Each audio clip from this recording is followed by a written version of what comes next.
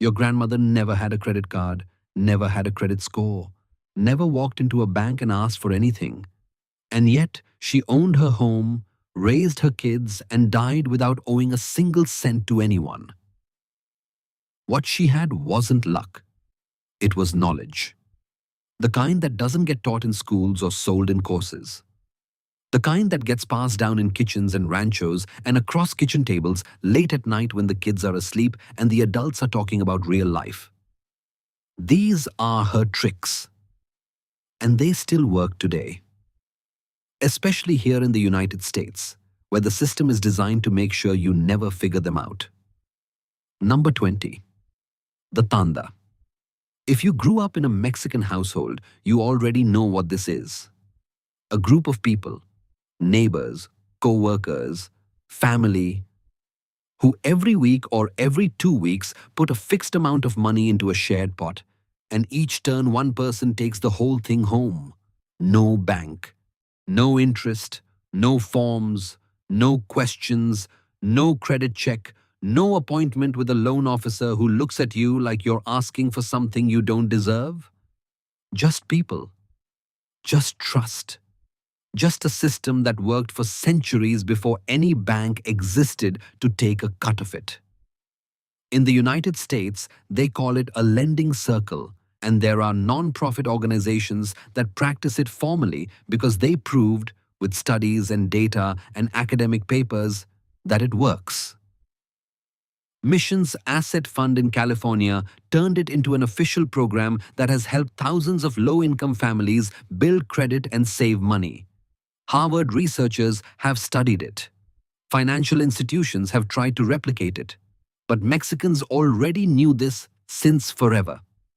Your grandmother didn't need a Harvard study.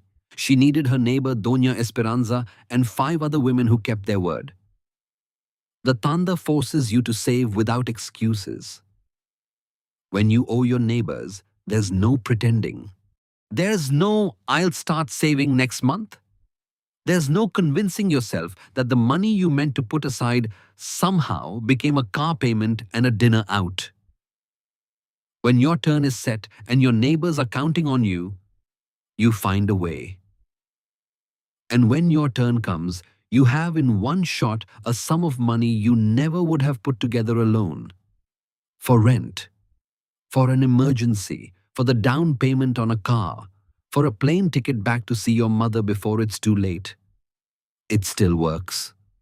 Right now, today, in Los Angeles, in Chicago, in Houston, in Dallas, in every city where Mexicans build their lives from nothing. There are tandas running in factories and kitchens and hair salons and construction sites. The amounts change. The faces change. But the principle is the same one your grandmother used. And the people who participate in them consistently save more than those who depend only on their bank account, their willpower, and their good intentions. Number 19. The Guardadito. Not all money goes to the bank. Your grandmother knew this before she knew almost anything else about money. There was an envelope behind the mirror.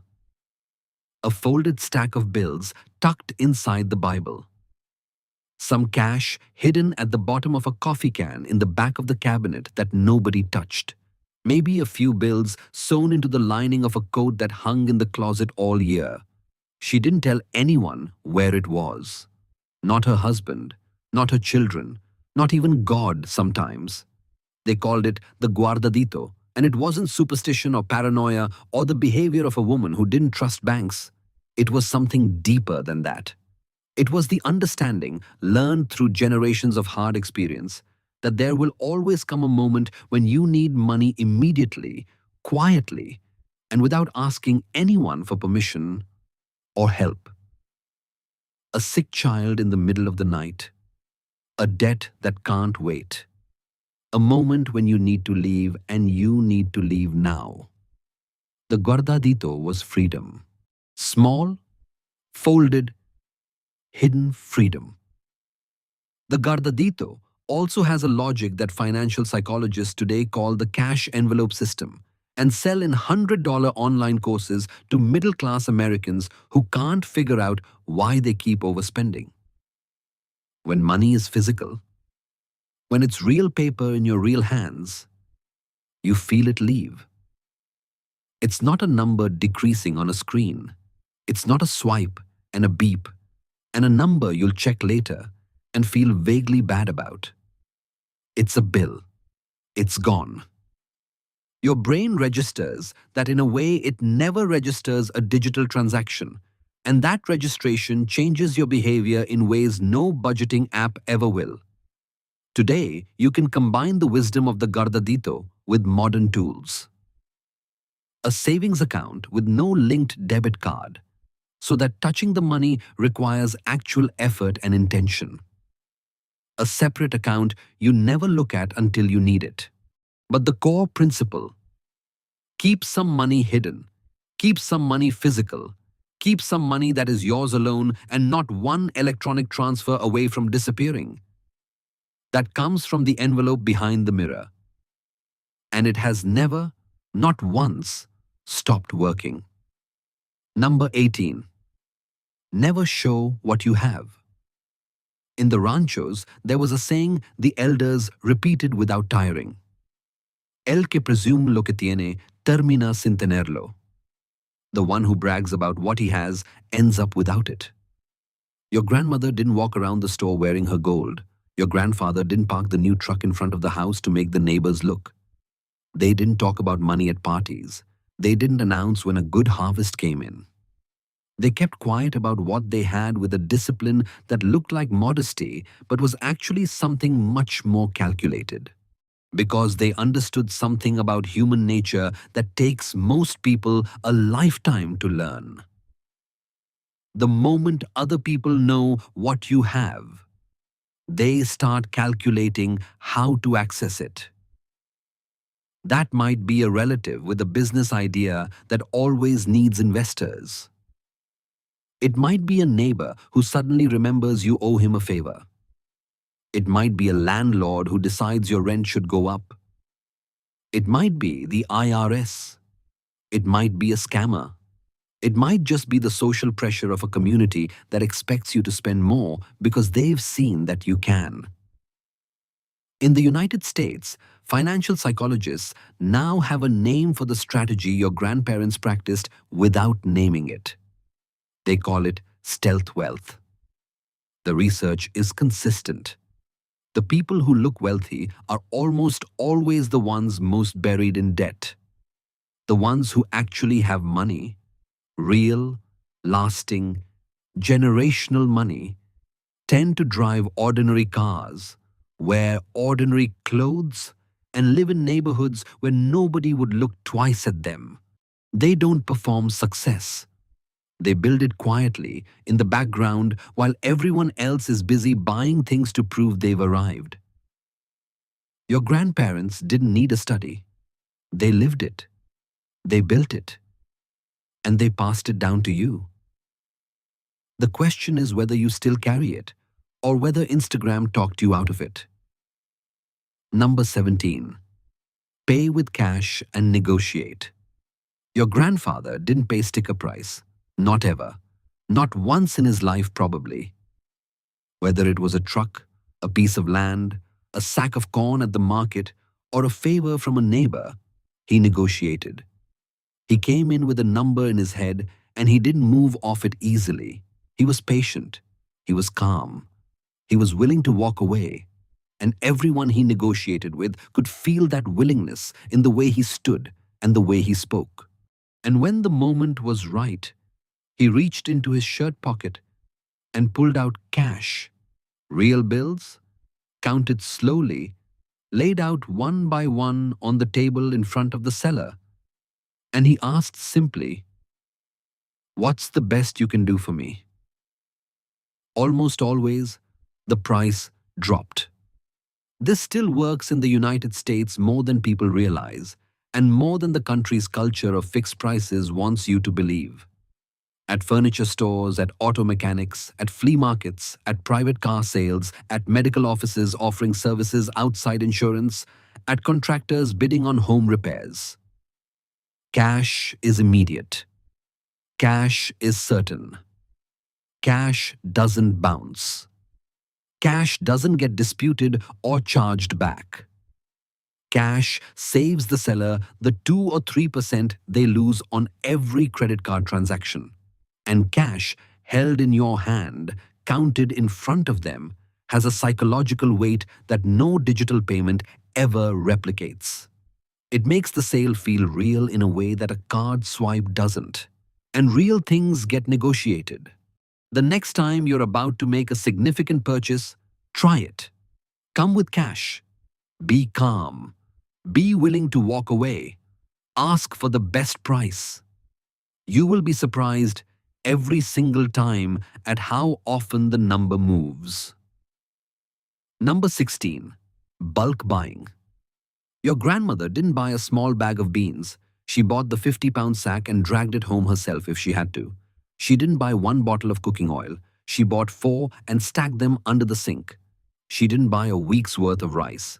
She bought a month's worth and stored it in big sealed containers that lined the wall of the kitchen like a private store. She didn't think week to week or paycheck to paycheck. She thought in seasons. She thought in months. She thought about the dry season and the wet season, about the Christmas rush and the lean January, and she prepared for all of it in advance. Costco didn't invent this idea. Sam's Club didn't invent this idea. Your abuela invented this idea. Or rather, she inherited it from her mother, who inherited it from hers, going back to a time when the nearest market was 2 hours away on a horse and you couldn't just run out for more when you ran low. The discipline of buying in quantity when prices are favorable, of stocking the pantry deep, of never being caught without the basics, is one of the oldest and most effective strategies for stretching a paycheck that has ever existed. In the United States, where food prices have climbed steadily for years and inflation has made the weekly grocery run feel like a small financial crisis, this habit is more valuable today than it has been in decades. Rice, beans, masa, canned tomatoes, cooking oil, dried chilies, cleaning supplies, paper products. Anything that doesn't expire quickly costs significantly less per unit when you buy in volume. The math is simple, and it always wins. Your grandmother called it being sensible. Financial experts sell it in podcasts and newsletters and call it strategic purchasing. It is the same thing. It has always been the same thing. Number 15. Grow something. Even in the smallest backyard, even in a few clay pots lined up on an apartment balcony facing south, even in a milk jug cut open and filled with dirt on a windowsill. Your grandmother had something growing, cilantro pushing up between the stepping stones, a child plant by the back fence that produced all summer, an episode bush that came back every year without anyone planting it again, tomatoes climbing a string tied to the eave of the house. She tended them without thinking of it as gardening. She tended them because that was what you did. Because food from the ground costs nothing but water and time, and those were two things she always had more of than money. This habit, which modern urban homesteaders have rediscovered and turned into a whole aesthetic movement with expensive ceramic pots and subscription seed boxes, is at its core one of the simplest financial habits a person can build. In the United States, fresh herbs alone cost $2 to $4 a bunch at the grocery store, and most of that bunch wilts in the refrigerator before you've used a quarter of it. A single cilantro plant produces fresh cuttings every few days for an entire season. A single serrano chile plant will give you more chiles than you can use.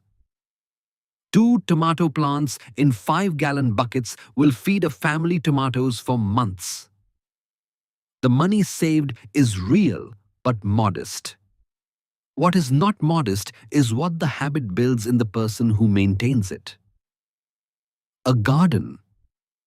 even a tiny container, apartment balcony garden, teaches you that you can produce something from nothing, that patience and attention create abundance, that not everything you need has to be purchased. That is not a small lesson. In a country that has trained its people to believe they must buy everything they consume, the act of growing even a single plant is a quiet and powerful act of financial independence. Your grandmother knew that. She knew it in her hands before she ever put it into words. Number 14. Never waste food. The chicken bones made broth that simmered on the back burner all afternoon. The stale tortillas from 3 days ago became crispy chilaquiles that fed the whole family for breakfast. The leftover rice from dinner, fried the next morning with egg and a little chili, became something better than what it started as. The wilting vegetables at the bottom of the refrigerator drawer went into a pot with whatever else was available and came out as soup. Nothing in your grandmother's kitchen had one life. Everything had two, sometimes three. She wasn't a chef, she was an engineer of scarcity, and she was brilliant at it. In the United States, the average household throws away between a third and nearly half of the food they purchase. That translates to hundreds of dollars per family per year going directly from the grocery store into the trash. Not because people are wasteful by nature, but because the culture of abundance makes it easy to forget what things cost. Because packaging encourages buying more than you need. And because nobody taught most Americans what your grandmother knew instinctively. That food is not disposable. And treating it as such is the same as setting money on fire every week. The Mexican kitchen tradition of using every part of every ingredient, the bones, the stems, the leaves, the peels, the soaking water from the child's, the drippings from the meat, is not just culture or cuisine. It is a financial discipline built over centuries of necessity that produces real savings every single month for any family that practices it with even half the commitment your grandmother did. Nothing goes to waste. Everything has a second life. The money you don't spend on food you already have is money that stays in your pocket.